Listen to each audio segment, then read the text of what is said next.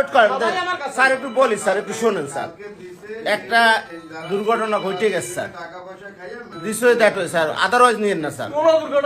না না স্যার, এটা আমরা যে স্যারে প্রেসারে আছে, প্রত্যেকেই প্রেসারে আছে। আমারে জয়নাল সাহেব স্যারে ফোন দিয়েছে, স্যার আমরা দেখতেছি স্যার। এখন ঘটনা হচ্ছে আমরাও তো একটা পার্টি বিলং করি স্যার।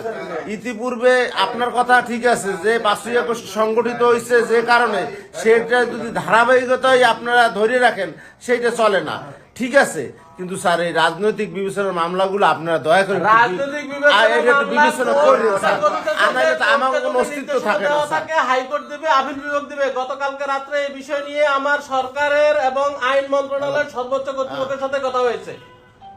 আইন মন্ত্রণালয়, সুপ্রিম কোর্টের সর্বোচ্চ মন্ত্রণালয়ের সাথে আমার কথা হয়েছে, সর্বোচ্চ ব্যক্তির সাথে আমার কথা হয়েছে। আপনি যে সলিসিটরের কথা বলেছেন, সলিসিটর